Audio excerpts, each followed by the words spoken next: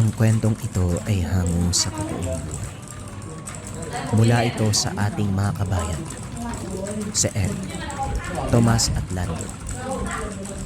Taong 1977, Nueva Ecija. Tag-init ng mga panong ito. Nagpasya si Eric, Tomas at Lando na maglakbay pakanluran mula sa kanilang baryo sa Nueva Ecija. Likas sa kanilang tatlo ang pagiging mapangahas. Hindi na bago ang matulog sa ilalim ng punong kahoy, tumawid sa mga ilog, at maghanap ng kakaibang tanawin para ipagmalaki sa mga barkada. Isang linggo bago matapos ang bakasyon, meron silang nalaman na matandang trail mula sa matandang magsasaka. Daan papunta sa isang lumang baryo na hindi na makikita sa bagong mapa. Halika na. Huling linggo na natin to. Wika ni Eric. Sigurado ka bang dadaanan pa to ng tao? Parang wala nang bakas ng paa eh. Tugon ni Eric. Eh di mas maganda. Baka makakita tayo ng bagong kuweba o batis. Wika ni Lando. Bitbit ang kanilang bag na may lamang tinapay, dilatang sardinas, posporo at mga kutsilo. Naglakad sila ng halos 3 oras papasok sa gubat. Malagkit ang hangin, at ang mga unggoy sa itaas ng mga puno ay tila may sinasabi, pero hindi nila ito pinansin. Bandang 3:00 ng hapon, may nakita silang babae sa may gilid ng daan. Nakaupo ito, namumutla at may sugat sa balikat na nangingipin. Miss, ayos ka lang ba? May sugat siya, Tomas. Yung alcohol mo, dali mo. Nandito. Teka, bakit parang amoy panis? Hindi nagsalita ang babae. Tinitigan lamang sila. Dahan-dahan, nilinisan ni Lando ang sugat, habang si Eric ay pinapalan ito ng gasol. Nang matapos sila, tumangulang ang babae at muling naupo. Hindi ito humiling ng tulong, hindi rin nagsalita. Pero sa tingin nila, ligtas na ito sa peligro. Maya-maya ay naglakad na sila palayo. Iniwan ng babae sa ilalim ng punong akasya. Kinabukasan, muling bumalik ang magpipinsan. Dala ang pag-asang makita muli ang babae. Pero ang mas nakatawag ng pansin nila, ang daan na hindi nila nakita kahapon. Isang makitid at mahabang trail na tila nilikha ng iisang yapak lamang. Sinundan nila ito. Sa dulo ay may nakasabit na karatulang yari sa lumang kahoy. Sinabi, Baryo Silay. Parang wala to sa mapa. Tama nga, pero mukhang may mga bahay. Ang tahimik ka. Wala bang tao dito? Ang mga bahay ay yari sa kawayan at amakan. Karamihan ay may bubong na pawid. Ang kalsada ay lupa. At ang tanawin ay tila galing sa panaginip o bangungo. Sa gitna ng baryo may isang tindahan. Naroon si Aling Rita, ang nagbebenta ng tinapay at kape. Tahimik ito, pero nagbago ang itsura nang mapansin sila. Mga dayo kaya. Hindi na uso ang ganyan ngayon. Wika ni Aling Rita. Opo. Nais lang po sana naming maglipot. Ang libot dito, dapat may gabay. Lalo na't malapit ng maggabi. Bakit naman ho? Ano po bang meron? Sa baryong ito, pagsapit ng 6:00 ng gabi, dapat wala na kayo sa labas. Umupo ang tatlo. Bumili ng kape. Napansin nilang halos walang tao sa paligid. Sa malalayong bahay, unti-unting sinasara ang mga bintana. Pinapasok ang mga alagang hayop. Habang lumulubog ang araw, ang katahimikan ay tila bumibigat. Walang umaalulong na aso. Walang kuliglig. Walang kahit na ano maliban sa ihip ng hangin. na tila may dalang bulong. Nagpasya ang tatlo na tumuloy muna sa isang kubo sa gilid ng baryo. Pansamantala itong bakante at may pahintulot ni Aling Lita. Parang may mali dito ah. Yan ang sinasabi ko kanina pa. May nararamdaman akong... ewan. Ano ba naman kayong dalawa? Naglalakbay nga tayo. Hayaan nyo na. Pagsapit ng alas 9, may gumapang sa bubong. Marahang kaluskos. Parang may mga kuko sa pawid. Bumilis ang ina ni Lando. Tumayo si Eric at dinampot ang kanyang kutsilyo. May tao sa taas. Sigurado yan. Hindi tao yan. Pakinggan mo. Walang hakbang. Parang gumagapang nga eh. Bumukas ang bintana. Isang nilalang na payat. Mahaba ang kuko at nagliliwanag ang mata sa dilim. Sumigaw si Tomas. Tumilapon ang lampara. Ngunit bago pa sila makalapit sa nilalang, isang anino ang dumapo mula sa bubungan. Pinatalsik ang nilalang palayo. Tinadyakan nito pababa sa damuhan. Sino yan? Siya yung babae sa gubat. Nakasuot ng itim na saya, pero kita pa rin ang mga pilat sa balikat. Tumalikod ito sa kanila. Hinarap ang gumagapang na nilalang. Nagsimulang humuni sa tono na parang babala. Ang nilalang ay umatras. Parang may takot. Pagkatapos ng ilang segundo, bigla na lang itong tumalon papalayo sa kawalan. Dapat wala na kayo dito. Hindi kayo ligtas sa baryong to. Bakit mo ba kami tinulungan? Dahil tinulungan nyo rin ako sa gubat. Binabalik ko lang ang tulong nyo. Walang ibang pinaliwanag ang babae. Tumalon ito palabas ng bintana at nawala sa dilim. Lando! Tama ka. Aswang nga siya. Kinabukasan wala ni anino ng babaeng tumulong sa kanila. Gising ang tatlo bago pa sumikat ang araw. Hindi sila makatulog ng maayos. Ang bangungot ng kagabi, sariwa pa sa isipan nila. Pinagmasdan ni Eric ang paligid habang pinapainit ni Tomas ang kape sa lumang kalan. Si Lando naman ay hindi pa rin nagsasalita. Hindi ito ordinaryong baryo. Sigurado yan. Kailangan na nating umalis dito bago pa dumilim uli. Delikado tayo. Yan ang mahirap. Paano kapag hindi tayo pinalabas dito? Nagtungo sila sa tindahan ni Aling Lita. Naroon pa rin ito. Tila walang nabalita ang kaguluhan kagabi. Tahimik na naglilinis ng mesa habang sinisipat sila ng malamig na mata. Aling Lita, may masama pong nangyari kagabi. May gumagapang po doon sa bubong namin. Hindi lang basta magnanakaw. Hindi ordinaryo yon, sigurado ko, parang aswang. Alam ko. Sandaling katahimikan ang namayan. Napabuntong hininga si Aling Rita at tumitig sa kanila. Parang nag-aalinlangan kung magsasalita pa. Ang baryo ng Silay ay matagal nang nilisan ng mga normal na tao. Lahat ng natirang pamilya dito, matagal nang bahagi ng kadiliman. Pero kayo po, bakit nandito pa kayo? May mga tumatanggap, may mga hindi. Pero lahat kami kailangang mabuhay. Hindi malaman ng magpipinsan kung ano ang mas nakakatakot.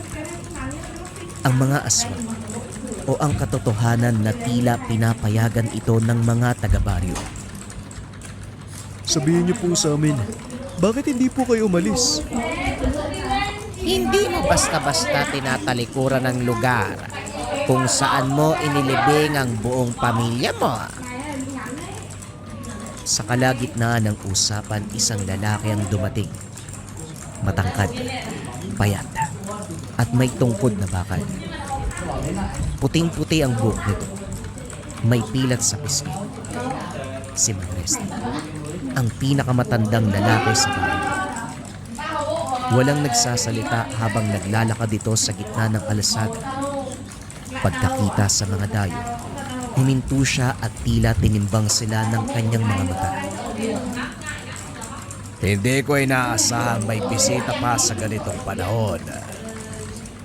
Pasensya na po kayo. Hindi po namin alam na. Alam ng kaluluwa nyo na hindi kayo dapat nandito.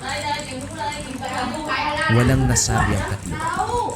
Ramdam nila sa likod ng mahina at mabagal na katawan ni Mang Resty, may isang bagay na hindi pangkaraniwan. Biglang umihip ng malakas ang hangin. Ang mga bubungan ay tila umangal. Bago pa man kayo maabutan ng buwan, mas mabuti pang umalis na kayo. Gusto nga po sana naming lumisan. Pero paano po namin gagawin? Sa oras ng liwanag, may daan ang pwedeng puntahan. Pero kapag nandito pa kayo sa susunod na gabi, Hindi niya na tinapos ang sasabihin. Tumalikod si Mang Resty at muling naglakad. Parang walang pakialam kung susundin pa nila o hindi. Bandang tanghali, habang sinusubukang hanapin ang daan pabalik, nadaanan nila ang sementeryo ng baryo. Maliit lang. May 3 hilera ng lumang nicho at maraming krus na gawa sa kawayan. Doon nila muling nakita ang babae. ikaw, anong pangalan mo? Ira. Si Ira ay nakaupo sa tabi ng isang nicho. Sa wakas ay nakipag-usap na ito ng maayos. May lungkot sa mga mata niya. Parang pagod na sa gulo ng mundo. Umupo ang 3 sa tapat niya. Sa unang pagkakataon ay nagkwento si Ira. Hindi ako pinanganak na aswang, pero pinili ko to. Bakit mo naman pinili? Dahil minsan, mas masahol pa nga mga tao eh. Nang mamatay ang mga magulang ko, walang tumulong sa akin. Dito lang ako tinanggap. Pero kung tinanggap ka nila, bakit mo kami tinutulungan? Dahil may utang na loob ako at meron pa rin natira sa akin na pagmamahal sa mga tao. Tahimik ang paligid. Tanging hampas ng dahon sa hangin at ingay ng lumang krus ang naririnig. Sabihin mo sa akin, anong plano mo, Ira? Ilalabas ko kayo bago lumubog ang araw. Paano naman bantay na bantay kayo? Kahit si Mang Resty, alam na nandito tayo. Ako ang mag-aakay, pero dapat sa tamang oras. Ilang sandali pa may narinig silang paang papalapit. Mabilis, mabigat. Umakyat kagad si Ira sa punong malapit. Sumenya sa kanilang tatlo. Sa loob ng libingan, dalian nyo! Pinasok nila ang lumang lagusan sa likod ng isang niko. Amoy amag at lupa. Ang ingay sa labas ay tila nagmumula sa hindi lang iisang nilalang. May umaalingaw-ngaw na higpit, pero hindi ito tao. At bago pa sila lumabas, isang mahinang tinig ang narinig nila. Naaamoy ko ang hininga ng mga dayo. Sa loob ng madilim na lagusan sa likod ng nicho, nanatiling tahimik ang 3 habang pinipigil ang hininga. Dama nila ang bigat ng lupa sa ibabaw nila at ang malamig na hangin na tila umiikot sa loob ng lumang hukay. Si Ira ay nananatili sa labas, nakadungaw sa itaas mula sa sanga ng puno. Naririnig nila ang marahang pagtapak ng isang nilalang. Hindi normal ang tunog, parang paa ng hayop, mabigat at padabog. Ngunit may kasamang kaluskos na mga kuko. Tila sinisinghot nito ang paligid. Hindi sila lalayo. Narito lang sila. Gumalaw si Eric. Marahan at dahan-dahan. At saka pinalo ang tagiliran ni Tomas. Huwag kang gagalaw ha. Bakit naman ako gagalaw? Siyempre hindi ako kikilos dito. Hindi nagtagal. May sumirit na likido sa ibabaw ng nicho.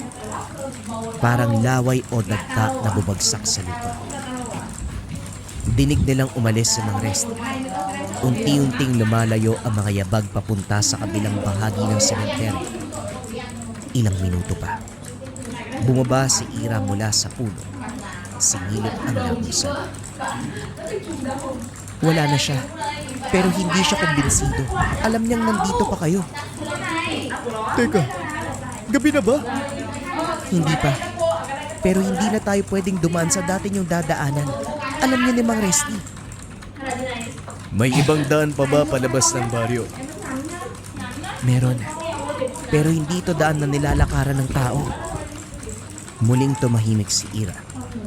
Pinilit ng magpipinsan na intindihin ang sinabi niya. Marami silang tanong. Pero nauuna ang takot sa kung anong maaaring mangyari kapag hindi sila kagad umalis. Isa lang ang malinaw. Kung aabutan sila ng dilim sa bahay, maaaring hindi na sila makalabas ng buhay. Ilabas mo kami, Ira. Kahit saan mo kami daan. Pero bago tayo umalis, may kailangan akong gawin. Muling bumalik si Ira sa gitna ng sementeryo. Lumuhod siya sa harapan ng isang lumang nicho na may pangalan ng Ligaya Reyes. Pinikit niya ang mga mata at sa pagulong. Paumanhin. Hindi ko na kayo kayang bisitahin pa ng madalas. Hindi na sila nagtanong pa. Tahimik nilang sinundan si Ira patungo sa kakawayan sa likod ng baryo. Sa daanang iyon, may makitid na trail na natatakpan ng mga tuyong dahon at ugat. Mabigat ang bawat hakbang. Palalim ng palalim ang kanilang nilalakaran. Saan tayo pupunta? Sa gulod, may palusot sa likuran ng kabundukan. Dati itong daanan ng ilog bago ito matuyo. Kaya ba natin yan bago magdilim? Kung hindi tayo hihinto, kakayanin natin. Sa kalagitnaan ng paglalakad, biglang huminto si Ira. Pinadapa niya ang lahat. Ilang metro sa itaas ng burol, may nakita silang tatlong nilalang na nakaupo sa mga sanga ng puno. Pulang-pula ang mga mata at tila binabantayan ang daan. Aswang ba yan? Oo, mga tagapagbantay ni Mang Resty. Anong gagawin natin? Delikado tayo dito. Kailangan nating lumusot sa kanal sa ilalim ng ugat ng balete. Wala nang ibang daanan. Mas mabuti na yung ganyan. Mas delikado kung mananatili tayo dito eh. Dahan-dahan silang gumapang pababa. Napansin nila ang isang maliit na butas sa ilalim ng balete. Natatakpan ng maugat. Isa-isang pumasok si Nalando, Tomas at Eric. Si Ira ang huling sumunod. Ngunit bago siya tuluyang makapasok, isang boses ang sumigaw sa Eric. Malamig, pero buo at nakakatindig balahibo.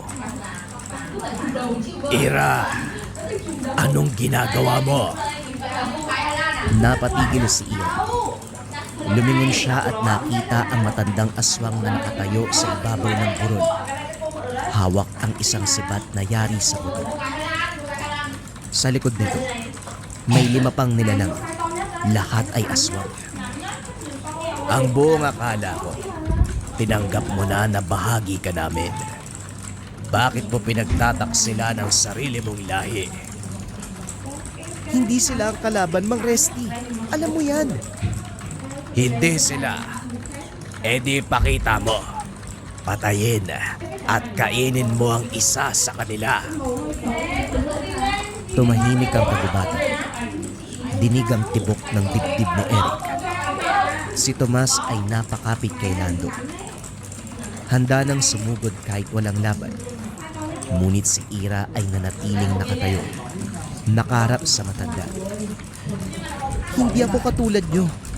Pwede ko maging aswang, pero ako pa rin to. May utang na loob. Hindi ko sila kakainin dahil tinulungan nila ako.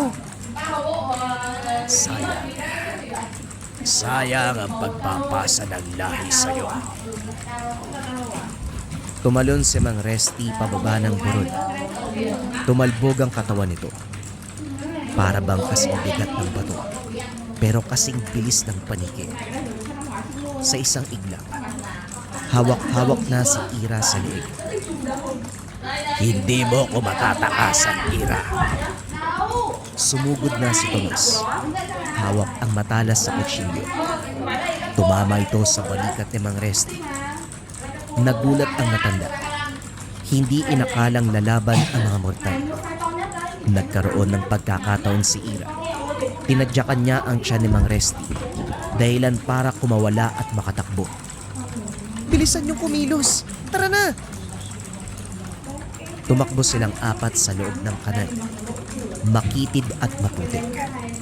Pero sapat para hindi makita mula sa taas. Sa likod nila, naririnig na ang sigawan ng mga aswang. Tila isang hukbo ng mga gutom na hayop. Ngunit pinili nilang takbuhin ang daanan. Hindi na lumingon pa. Ira, saan tayo lalabas? Malapit na. Paglabas ng lagusan, tumakbo kayo ng diretsyo hanggang sa makita niyong palayan. Pero paano ka? Anong mangyayari sa'yo? Ako ang pipigil sa kanila. Sige na! Huminto si Ira at tumalikod. Hinugot mula sa kanyang bewang ang isang uri ng pangil. Hindi nila kayo makukuha hanggat nabubuhay pa ako. Sige na! Tumakbo ang tatlong magpipinsan palayo sa lagusan. Habang sa likod nila ay nagsimula na ang kaguluhan. Umalingaw-ngaw sa buong kagubatan ang mga umod, sigaw, at hampas na masa. Ang mga aswang ay nagsimulang magkabulan. Pero pinigilan sila ni Ira, mag-isa sa gitna ng daan. Hawak lang ang pangil na tila isa ng matandang sandata. Sa bawat segundo, naririnig ng tatlo ang tunog ng mga galamay at yabag sa likod nila. Palakas ng palakas. Ngunit hindi sila lumingon. Sa gitna ng takot, pagod at pagkabigla, isang bagay lang ang tumatakbo sa isipan. Makalabas ng buhay. Eric, ano bang ginagawa mo? Tara na! Sandali! May humila sa binti ko! Hawakan mo ko! Bilisan natin! Bumagsak si Eric sa tubig. Nahatak ng isa sa mga nilalang. Isang kamay na may matutulis na kuko ang nakakapit sa pantalon niya. Mabilis na bumalik si Lando. Sinaksak ang braso ng aswang gamit ang maliit na itak. Napaangil ito at bumitaw. Sabay silang tumayo at muling tumakbo. Sa wakas, sa dulo ng masukal na daan, nakita nila ang liwanag. Isang puting aninag sa gilid ng palayan. Malawak, bukas, at may mga naglalakad na tao. Tila may baryo sa hindi kalayuan. Nakikita ko na. Malapit na doon banda. Sige na, huwag na tayong tumigil. Baka may humabol pa sa atin! Mula sa kakawian, isang anino ang lumundag. Isang aswang ang lumipad mula sa taas. Nakabuka ang bibig at may matatalim na ngipin. Pero bago pa ito bumagsak sa kanilang harapan, may isa pang anino ang tumama dito. Si Ira. Magkasabay silang gumulong sa damuhan. Nagtalsikan ang putik at damo. Sa isang iglap, nawala silang dalawa sa madilim na bahagi ng kagubatan. Ira! Balikan natin siya. Dalian nyo! Huwag na natin balikan yan! Di ba ang sabi niya tumakbo tayo? Gigil ang dibdib ni Eric. Pero pinigilan siya ni Tomas. Gusto rin mang bumalik. Alam nila na hindi sila mananalo. Ilang sandali pa narating nila ang gilid ng palayan. Isang matandang lalaki ang lumapit. May dalang ilaw at meron ding palakol. Hoy! Ano ginagawa niyo riyan? Tulungan niyo po kami. Galing po kami sa silay. Galing po kami sa silay. Silay! Walang tao doon! Ilang taon na? Baka magnanakaw kayo! Nilapitan sila ng ilang taga roon. Lahat ay nagulat. Marami sa kanila ang hindi makapaniwala. Ayon sa matanda, wala nang gustong dumaan sa direksyon na yun. Ang mga kwento tungkol sa baryo ng Silay ay matagal nang tinabunan ng takot. Binura sa alaala. Wala raw kalsadang umaabot doon. Ngunit narito silang tatlo. Diyan po kayo nagkakamali. May mga tao po sa lugar na yun Pero hindi sila mga normal. Mga aswang sila. May nag-iisang mabuti. Tinulungan kami para makatakas. Dinala sa isang lumang barong-barong malapit sa palayan. Doon ay pinakain sila. Pinahiram ng tuyong gamit. Habang nagpapahinga, tahimik ang paligid. Walang tanong ang sinagot nila ng buo. Lahat ng detalye ay nanatili sa kanila. Kinabukasan, sinamahan sila ng matandang lalaki sa sakayan ng jeep. Papunta sila sa bayan. Sa jeep ay tahimik lang si Eric. Hawak-hawak niya ang isang bagay sa kanyang bulsa. Isang kulit na tela mula sa damit ni Ira. Malamig, basa ng pawis at putik. Ngunit ang mahalaga, isang paalala. Sa palagay mo, buhay pa kaya siya? Ayokong isipin na patay siya. Pero sana, buhay pa. Grabe yung tapang niya, no? Hindi ko akalaing aswang siya pero parang tao pa rin. Hindi lang siya parang tao. Isa siya sa pinakatotoong tao na nakilala ko. Hindi na muling bumalik ang magpipinsan sa Silay. Pero ang alaala ng gabing yun, nanatili sa kanilang isipan. Ang baryong wala sa mapa at ang nilalang na tumulong sa kanila sa kabila ng panganib. Sa bawat tagpo ng gabi, tuwing maririnig nila ang tahimik na kaluskos sa bubong o mararamdaman ang malamig na ihip ng hangin mula sa bukas sa bintana, alam nila sa puso nila na may isang aswang na nagbabantay, tumutulong at lumalaban, hindi para sa sarili, kundi para sa utang na loob at para sa isang maliit na hibla ng kabutihan na hindi pa tuluyang namamatay. Makalipas ang 2 taon, tahimik na muli ang buhay ng magpipinsan. Si Eric ay nasa Maynila na, nagtatrabaho sa paggawaan ng makina. Si Tomas ay bumalik sa lugarin ng kanilang ama. Habang si Lando naman, nagsimulang mag-aral muli sa kolehiyo bilang guro sa kasaysayan. Ngunit kahit sa pagitan ng mga ordinaryong araw, minsan ay bigla silang mapapatahimik, lalo na tuwing buwan ng tag-init at sa tuwing dumadaan sa katubatan.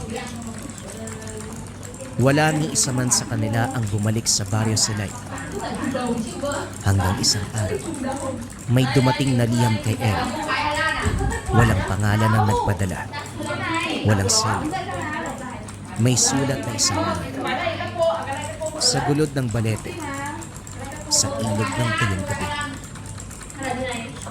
Tomas, si Ira to. Baka mamaya patibong yan eh. O baka huling mensahe niya. Nagpasya silang bumalik. Hindi bilang mga bata na naghahanap ng kakaibang bagay, kundi bilang mga lalaking may pananagutan. Pagkalipas ng ilang araw, sinundan nila ang daang binagtas nila roon. Sa kabila ng inaasahan nilang pagbabago sa baryo, sa kanilang pagdating, wala na. Wala na ang mga bahay. Wala na ang tindahan ni Aling Lita. Wala na ang krus sa sementeryo. Walang palatandaan na may taong nanirahan. Parang binura ang buong baryo Silay. Pero hindi yon ang kanilang destinasyon. Sa tapat ng dating gulod, may isang bagong trail na tila nilikha kamakailan lang. Sinundan nila ito hanggang sa ilog na natuyo. Doon sa ilalim ng ugat ng balete ay may hukay. Hindi lagusan. Isa itong libingan. May krus na kawayan. Walang pangalan. Walang petsa. Ngunit sa ilalim nito, may nakapatong na punit na tela. Parehong tela mula sa suot ni Ira noon. Si Lando ay lumuhod sa tabi ng libingan. Si Tomas ay tahimik. Hawak ang kanyang sombrero sa dibdib. Si Eric ay napaiyak na lang. Alam namin buhay ka ba? O kung patay ka man, hindi kami makakalimot. Maraming salamat sa pagtulong mo. Kung hindi dahil sa'yo, siguradong patay na kami. Tahimik silang lumisan. Wala nang kailangan pa sa lugar. Ang baryo ay nawala na. Ang mga nilalang ay baka nilisan na rin ang lugar. Ngunit si Ira, ang babaeng niligtas nila, ay siyang lumigtas din sa kanila. Habang buhay maaalala ng magpipinsan, nang minsan nilang naranasan, sila ay nabuhay at nailigtas sa piling ng aswang. Bagong kwento pa rin ang kasunod, mga kabayan. Ito ay patungkol sa hilot ng magkukulang. Simula na ang storya. Ang kwentong ito ay hango sa totoong buhay. Mula ito sa isa nating kabayan na itago na lang natin sa pangalang Jaime. Taong 2000, Leyte. Sa ganitong panahon, lalo na sa probinsya, unang nilalapitan ang manggagamot, albularyo, o manghihilot kapag may karamdaman ang tao. Bata man, matanda o sanda. Ito ang inaasahan sa probinsya patungkol sa kanilang kalusugan. Para sa kanila, epektibo at sigurado ang kailangan sa ganitong pamamaraan nang hindi nagbabayad ng malaking halaga. May maiabot lang na barya o pagkain ay pwede na. Manghihilot ang palaging kinukonsulta ni Jaime pagdating sa anak. Palagi itong nababalian dahil sa kondisyon sa buto. Magmula bata ay suki na ng pagkabali. Naibabalik din naman matapos ang ilang beses na paghilot. Si Mang Mariano ang manghihilot na tinatakbuhan. Kaso nga lang nang lumipat na sa ibang lugar, na problema kung kanino magpapasunod. Pinunta ng kumpare na siya rin ang unang nagpakilala kay Mang Mariano. Paring Jigs, kamusta ka na? Nagpunta talaga ako dito para magtanong. Wala na kasi si Mang Mariano eh. Lumipat sa ibang lugar. Wala ka bang ibang kakilala na manghihilot? Ang inaanak mo kasi, kailangan pa rin ng regular na hilot. Wika ni Jaime sa kumparing si Jigs. May nalaman ako doon sa kabilang sitio. Bagong salta lang din pero nakita akong manghilot. Si Aling Maria doon pinahilot yung apoy. Yung nahulog sa puno. Maayos siguro ang serbisyo kasi ang bata bakit na naman Magaling ka agad. Ganun ba? Baka pwedeng samahan mo ako. Magpapakonsulta lang. Kung kaya niyang hilutin ang kondisyon ni Jacob, ipapahilot ko ang bata. Sige, walang problema. Aanguin ko lang tong sinahing Kakatapos ko lang magluto Nang matapos ang kumpare, sinamahan siya nito patungo sa kabilang sitio. Hindi lang nila nakausap kagad ang manghihilot dahil meron pang inaasikasong pasyente. Nagsunod-sunod ang pagdating kung kaya't mahabang oras ang inantay. Binalingan din sila pagkatapos ng paghilot. Magandang araw sa inyo. Kanina ko pa kayo napapansin. Pasensya na kung ngayon ko lang kayo naharap. Anong may paglilingkod ko? Tanong ni Mang Rene. Ako pala si Jigs. Ito naman ang kumpare kong si Jaime. Magtatanong lang sana kami kung kaya mo bang maghilot ng bata na mayroong kondisyon sa buto. Yung anak niya kasi, hindi maayos ang lagay ng buto sa kaliwang paa Meron sanang tagahilot, medyo bumuti ang kalagayan. Ang kaso, bumalik na naman dahil hindi regular yung panghihilot. Lumipat na kasi yung manghihilot Kung kaya mo naman, sa'yo namin ipapasuri ang bata. Magbabayad kami ng sapat. Kahit magkano, sabihin mo lang. Ganun ba? Kailangan ko munang matignan ng personal ang bata. Mabuti sana kung dalhin nyo rito para masuri ko at makapagbigay ng tamang sagot sa inyo. Mahirap kasi kung tayo-tayo lang ang nag-uusap. Mainam na makita ko ang pasyente. O sige ba, dadalhin ko sa iyo ang anak ko. Anong oras kaya? Pwede ngayon eh. Wala naman akong gagawin. Dali-daling binalikan ni Jaime ang anak. Natulog ito pagdating, pero kagad ginising at pinagbihis. Dinala sa tahanan ng manghihilot at hinayaan itong masuri ang kondisyon ng anak. Di naman ni Rene ang bahagi ng paa kung saan malinaw na mararamdaman ang pagkabali ng buto. Dahan-dahan itong hinilot. Sinubukan kung madadaan ba sa ganitong pamamaraan. Tumatango ng matukoy. Lisok pala ang kondisyon ng bata. Hindi naman gaanong napinsala ang kaso-kasuan, kaya may tsansa pang maibalik sa normal. Tatapatin ko na rin kayo. Hindi ito kaya ng isa o dalawang paghilot lamang. Kailangan ng araw-araw na hilot para gumaling. Papayag ba kayo? Wala pong problema sa akin basta umayos na ang kondisyon ng anak ko. Magkano po kaya kada hilot? Eto naman oh, malapit ang puso ko sa mga bata. Kaya kapag may pasyente ako, wala nang bayad-bayad. Ikakarangal ko ang pagtulong. Ilang taon na ba to? Ang gwapong bata oh. Kumusta iho? Tanong ni Rene. Yumuko uli sa bata para makausap. Kaso nga lang biglang nagtago sa likod ni Jaime. 5 taon pa lang, pasensya ka na, mahihain talaga to eh. Balik tayo sa usapan. Ayos na ba kung barya lang ang maiabot ko? Sasamahan ko na rin ang tinapay at kape. Walang problema. Kung gusto mo talagang may maibigay, ayos na yan sa akin ang kape at tinapay eh. Matapos magkasundo, hinilot ni Rene ang bata. Ito ang unang beses ng hilutan. Tiwala naman si Jaime kung kaya't iniwan ang anak para magtungo ng tindahan. Bibili ng kape at tinapay bilang pambayad sa serbisyo ng manghihilot. Pagbalik hindi pa natapos. Nag-antay pa ng ilang sandali. Kagad ding lumapit ng lumingon ang anak.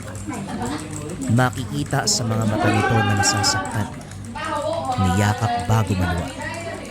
Tinigil din ni Rene makalipas ang ilang minuto. Nag-abot ng candy sa bata. Hindi ko muna tinodo kasi baka mabigla ang bata.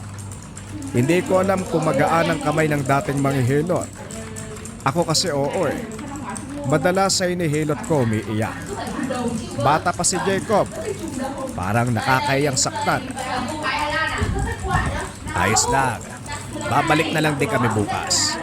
Maraming salamat pare. Ito pala, kape at tinapay. Mauna na kami. Hindi maiwasang mamangha sa pakikitungo ni Rene. Madaling kausap, maunawain sa sitwasyon ng pasyente. Pagdating ng tahanan, pinagpahinga kaagad ang bunsong si Jacob. Dumiretso na rin sa kusina para maganda ng hapunan.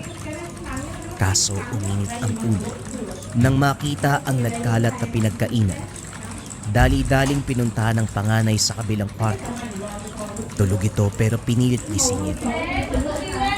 Anong sabi ko sa'yo? Ligpitin mo ang pinagkainan. Tignan mo nga yung kusina. Nagkalat ang mga plato eh. Halos kinain na ng aso. Hindi ka na nadala ah. Sa rabies namatay ang nanay mo dahil din sa kapabayaan mo. Napayoko ang panganay na si Jack nang makatikim ng palusama. Nawala sa isip ng binata ang gawaing bahay dahil napagod sa lakad. Nanahimik na lang ito dahil aminado sa pagkakamali. Si Jaime sa kabilang banda, tumigil na lamang sa paghampas ng sinturon dahil mapupuruhan ng binata. Naawa na rin dahil nakayuko na lamang ito. Nagpipigil maiyak sa paghagupit. Ayusin mo ang kalat. Itapon sa labas sa mga plato. Dahil kapag may rabies yun, tayo mapapabak. Bilisan mo. Binilinan na rin ni Jack na bantayan muna ang kapatid dahil sasaglit sa bayan para makabili ng karagdagang gamit sa kusina, lato at mga kubyertos. Sinamahan na rin ng kakailanganin sa susunod na araw. Naaliw sa pamimili dahil nakasabay si Rene.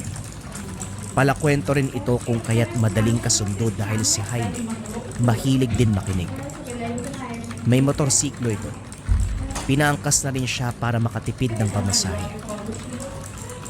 Sa mismong tahanan hinatid, kagad napako ang tingin ni Rene sa panganay ni Jaime. Nagulat ito sa paraan ng pagtitig. May problema ba pare? Panganay kong anak yan. Si Jack. Ganun ba?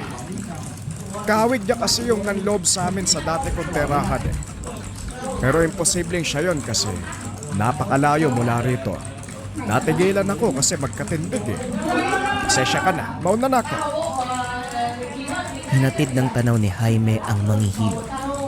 Pumasok na rin ang tahanan para maasikaso ang mga anak. Napunta lahat ng atensyon kay Jacob. Hindi dahil bunso at wala pang ngon, kundi dahil sa kondisyon ng paa nito. Nakakatayo naman ang bata pero may pagkakataon na nawawalan ng balanse lalo na kung biglang susumpungin ng sakit. Hindi lang yun. Bigla-bigla ding magbibiliryo. Ilang taon na magmula nung sa makabilang buhay ang asawa na siyang katuwang sana sa pag-aalaga ng mga bata. Naapektuhan ito ng rabies. May pagkakataon na napapabayaan ni Jack ang mga hugasin sa ibaba kung kaya't nadidilaan ng aso. Hindi sinisi ang panganay kahit na may kasalanan. Sapat na ang makita itong nagsisisi, nagdurusa sa pagkawala ng ina. Kaso nga, hindi na ganun kaganda ang ugnayan bilang mag-ama.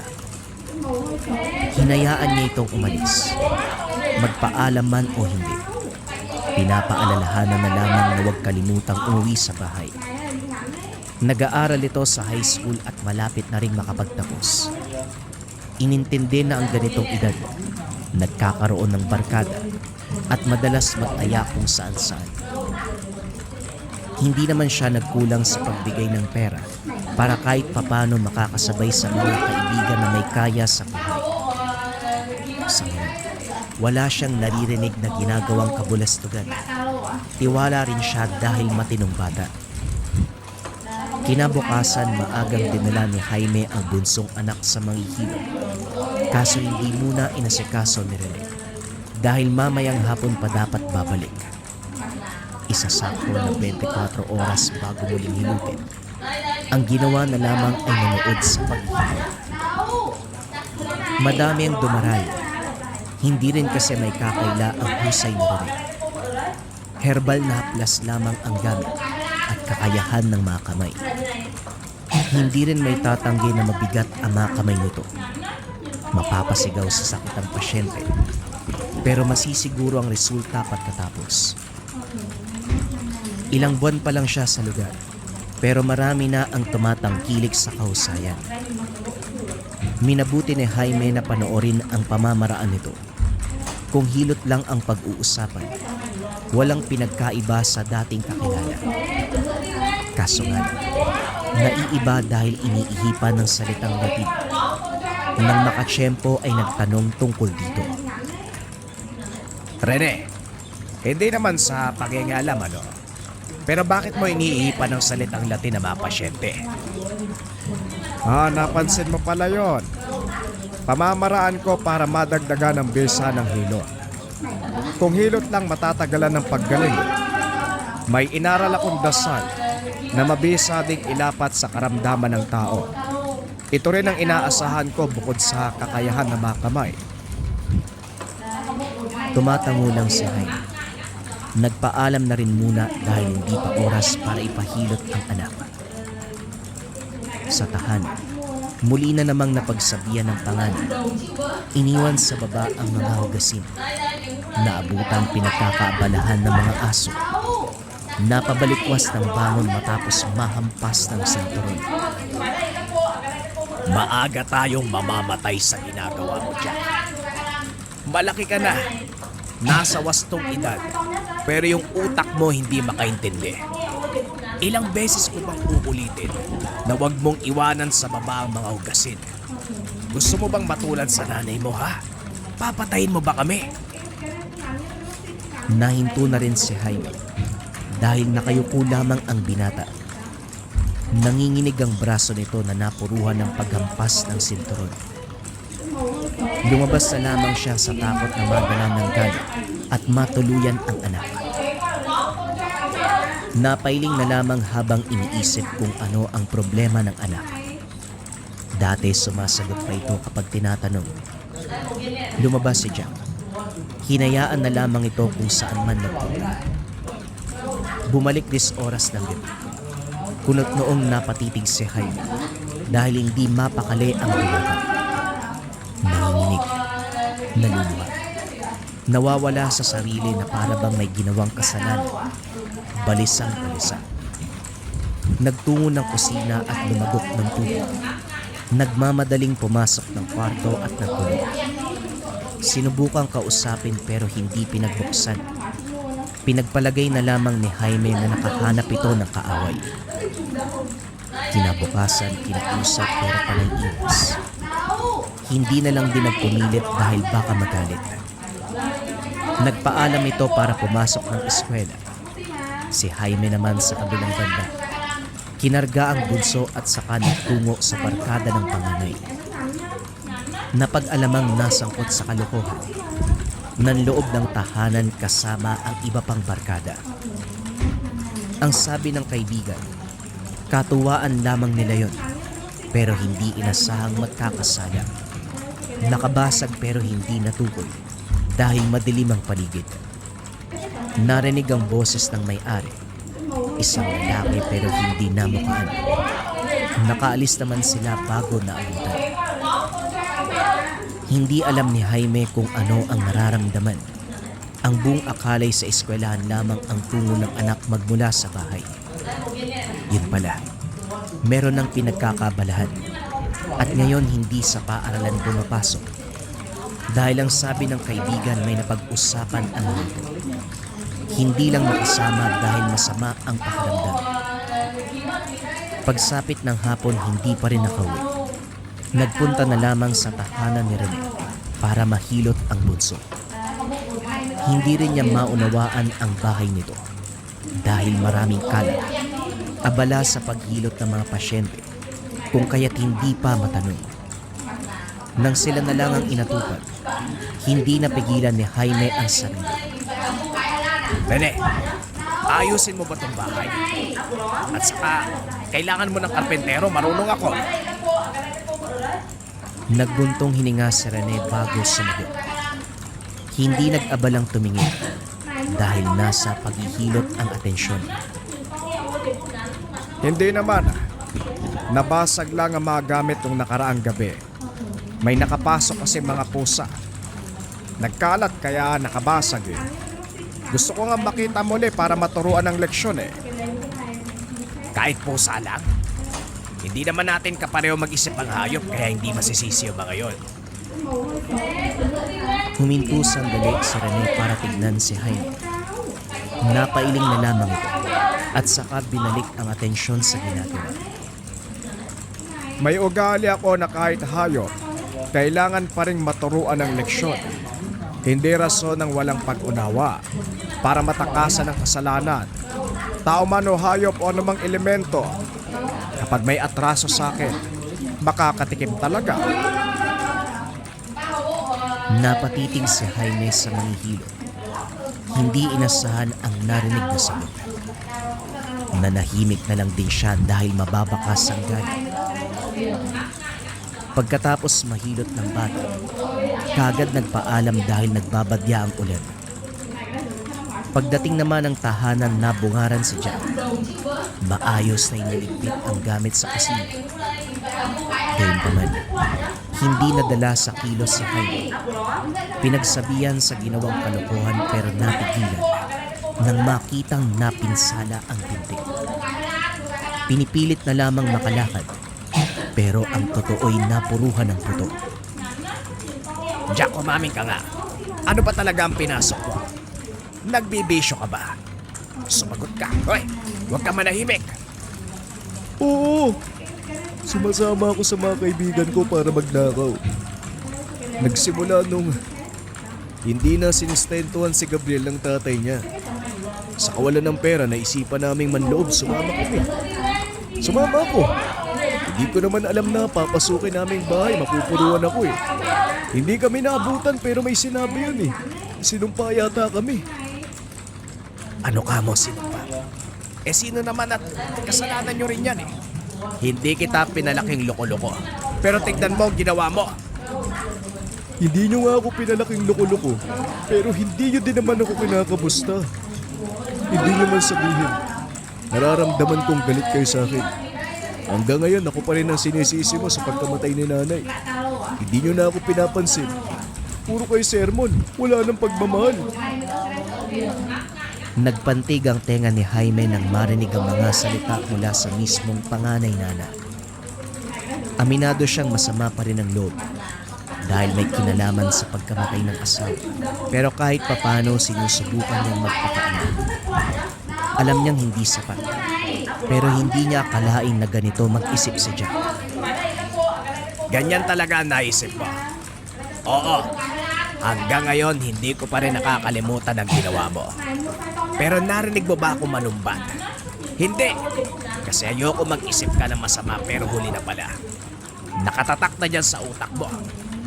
Sinikap ko maging mabuting ama, pero iba pala ang takbo ng pag-iisip ko. Puro kasi kayo ako. Na parang siya lang yung anak nyo, nayanak nyo rin ako. Kahit nasa wastong edad, kailangan ko pa rin ng tatay. Hindi, Jack. Nasa wastong gulang ka na para tukuyin kung ano ang tama o mali. Nahubog na yung pag-iisip mo. Hindi lang nagamit sa tama. Kaya ka nagpadala sa sulsol ng mga kaibigan mo. At ano? Ngayon na may nangyari sa'yo, babalik ka sa akin para sumbatan ako. Ngayon tatanungin kita, sino sa atin ang nagkulang? Sino sa atin ang nagpabayar? Yumuko si Jack. Hindi maiwasan ang paghagod. Maging si Jaime ay napaiwas na rin ang tingin.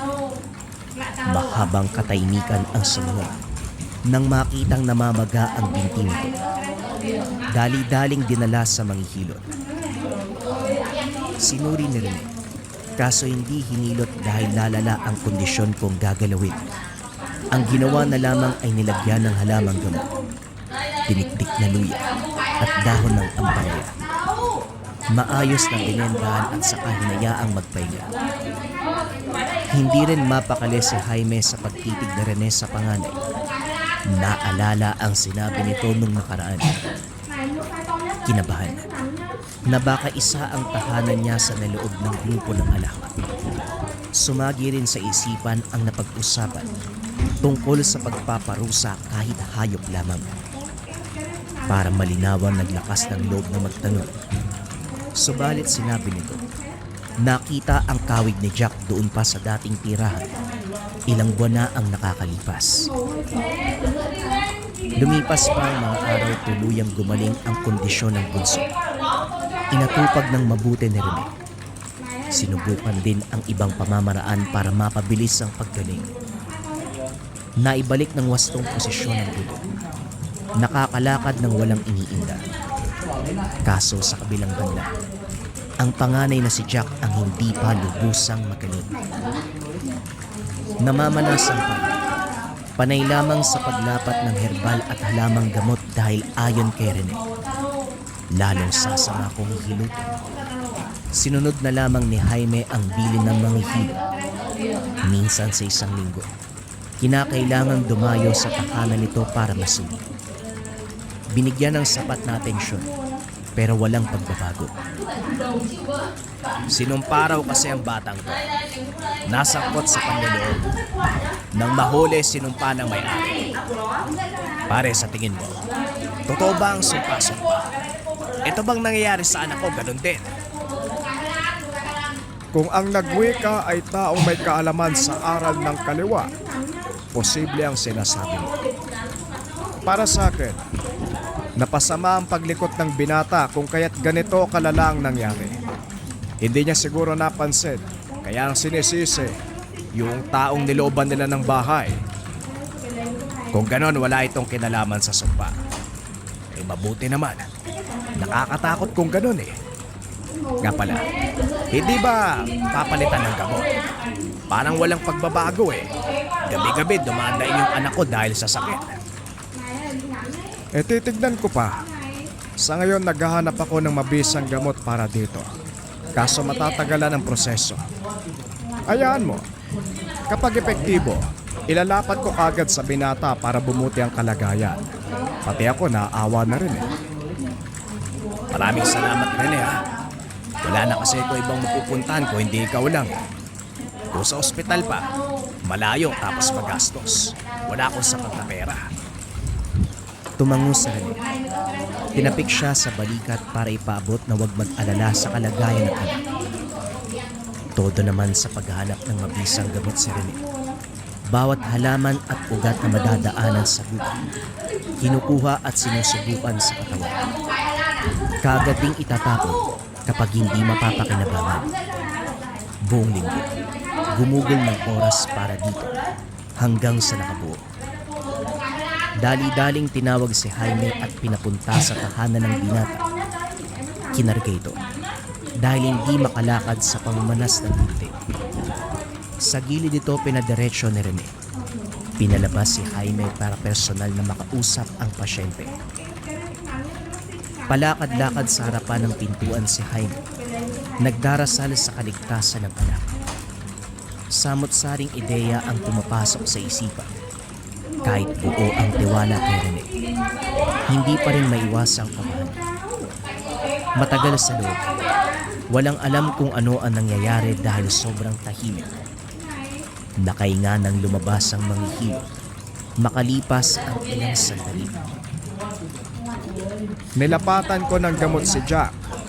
Hinilot ko na rin para masigurado na maging ang pinakailalim ay maaabot ng bisa. Nakatulog ang binata. Pagkagising, pwede mo nang dalhin pa uwi. Pagpahingayin mo muna para mapabilis ang paggaling. Hindi may tago ni Jaime ang tuwa. Nanatili sa tabi ng anak hanggang magmula. Kinarga at inuwi sa tahanan. Patuloy pa rin sa paglagay ng halamang gamot. Kaso bigla itong tinapon ni Jack. Makikita sa mga mata ang takot habang nakatitig sa konti. Ano bang problema mo? Huwag ka maarte. Alam kong mabaho yung gamot, pero kailangan mo yan para gumaling ka. Hindi na ako gagaling. Ang gamot na inilapat ng manghihilot ay para matuluyan ako. Hindi makikita ng mga mata dahil sa loob ang pagsira. Unti-unting rumurupok ang buto ko. Ano bang sinasabi mo dyan? Nahihibang ka ba? Tigil-tigilan mo ko sa ugaling yan. Jack, wag na Kaya hindi nyo nalalaman ang nangyayari sa akin dahil hindi kayo nakikinig. Magsasalita ako ng totoo. Ipipilit nyo na mali ako. Tay, paniwalaan nyo ako. Hindi puro salita ng manghihilot dahil ang totoo.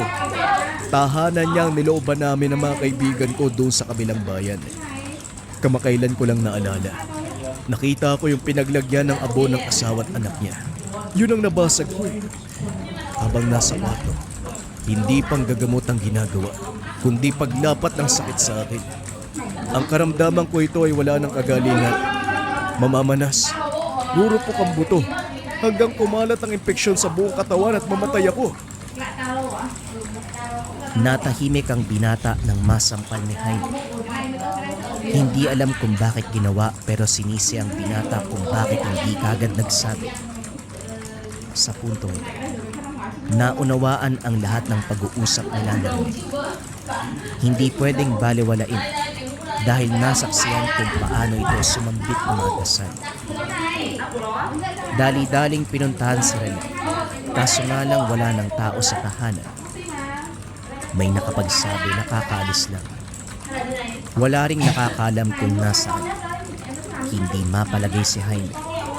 Humingi ng tulong sa kumpare pero kahit si Jigs ay walang ideya. Lumipas ang mga araw.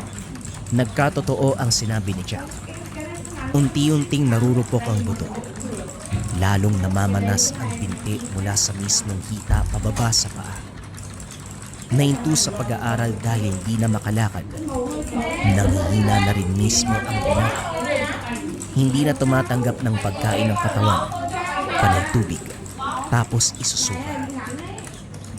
Sa lumalalang sitwasyon na awa si Jigs. Bilang kumpare nagpresentang dalin sa doktor ang binata. Kaso pinigilan ni Jack.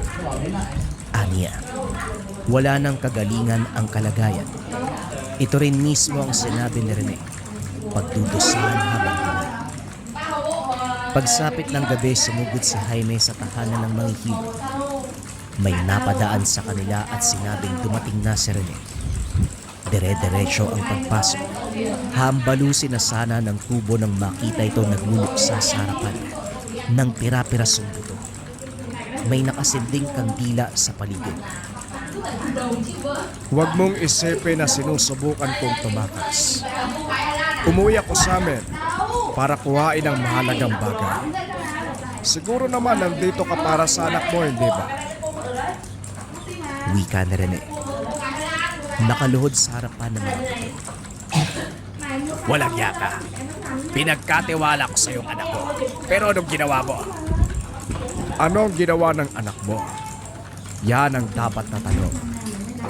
Jaime, sinabi ko na sa'yo, nahahanapin ko ang pusang nanloob sa bahay namin para turuan ng leksyon. Ang kalangitan na ang naghanap ng paraan.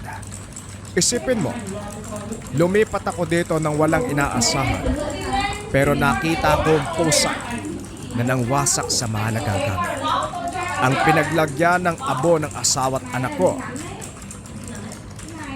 Hindi nakapagsalita si Jaime nang makita ang iba pang kagamitan sa kwartong kinalalagyan.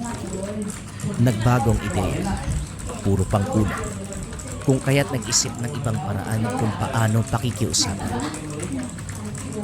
Pare, pasensya ka na kung nagawa yun ng anak ko. Kasalanan ko rin kasi, hindi ko nagabayan ng tama. Buong akala ko, naging ama ko eh. Yung pala napakalaki ng pagkukulang. Kung gusto mo magiganti, ako na lang, huwag na sa anak ko. Mahabang katahimikan ang namayani. Ilang beses napahugot ng hininga si Rene hanggang sa nakapagpasya. Napapagod na rin ako sa ganitong sitwasyon. Hindi ko na nahuli kung sino napastangang pumatay sa mag-ina ko. Tapos dumagdag pa rin. Dalin mo sa akin ang bata. Babawiin ko ang kulang. Nang marinig ang sinabi ng manghihilo, kumaripas ng takbo si Jaime pabalik ng tahanan. Walang sali-salitang kinarga ang panganay at dinala kay Rene. Natakot si Jack, pero sinigurado niyang babawiin ito ang karamdaman. Walang imik na hinilot ni Rene ang binti ng binata. Walang ibang gamit kung hindi mga kamay at buhay na salita. Pagkatapos ng proseso, unti-unting nakaramdam ng kagaanan si Jack. Si Jaime sa kabilang banda, hindi maiwasang magpasalamat. Huwag mong isipin na sumuko ako, kaya binawi ang kulang. Hindi ko galing magbawi pero dahil naiintindihan ko ang kakulangan mo bilang ama sa mga bata, ginawa ko. Minsan ako naging ama, naging asawa, pero dahil sa pagiging pabaya, nawala sila sa akin. Masakit to, habang buhay kong dadali ng pagsisisi. Kaya ikaw, habang may natitira pa sa'yo, mahalin at alagaan mo. Napabuntong hininga si Jaime. Tumango na lamang sa sinabi na Rene. Lumipas sa mga araw. Unti-unting bumuti ang kalagayan ni Jack. Tinutukan ito ni Jaime. Siniguradong mapupunan ang kakulungan bilang ama. Inatupag ang lahat. Nagpakaama. Si Rene sa kabilang banda nagpatuloy sa buhay. Hindi na nangyalam si Jaime dahil may mga bagay itong kailangang asikasuhin. Hindi na lang din siya lumapit para maiwasan ang anumang hindi pagkakaunawaan. Natatakot na baka maulit ang nangyari. Ibinuhos ang buong atensyon sa dalawang anak. Natuto rin si Jack Dahil sa kabilang banda, tama ang sinabi niya. May sarili itong pag-iisip. At kung may nagawa mang kasalanan ay walang ibang masisisi kung hindi siya lamang. Dahil kung tutusin, alam na nito ang tama't mali. Swerte lang. Pareho ng pinagdaanan si Jaime at Rene, kung kaya't napatawad ang isa't isa. Pero habang buhay, mananatili sa kanilang buhay na minsan silang nagamitan ng orasyon, minsan silang binigyan ng sakit, at minsan silang pinagaling ng hilot ng mangkukulam. Naghahanap ka ba ng mga gamit na makakatulong sa buhay mo? Pili ka na lang sa mga produkto na makakatulong sa buhay mo. Incenso candles, tea light version, pwede ring big version, or pwede rin yung nakalagay sa ad. Pang-cleanse ng lugar, pangtaboy ng negative energy para maganda ang pasok ng swerte at iwas sakit na bunga ng negative energy. Or pwede ka ring magmarahuyo bracelet kabayan, kontrakulam, barang, tigalpo, palipad hangin, o anumang masamang uri ng sumpa. Kasama din sa marahuyo ang rebuelta. Kung ano yung sumpa na binigay sa'yo, ibabalik sa taong nagbigay. Kung pampaswerte naman ang gusto mo kabayan, pwede mong subukan ang Gabay Medalyon. Pinakasikat na medalyon sa Likha Merchandise, nagbibigay ng swerte at gabay sa career, health, love life, and finance. Top 1 item yan sa Likha. Pili ka na lang kabayan. Kung interesado ka, isearch mo lang ang shop ng Likha Merchandise.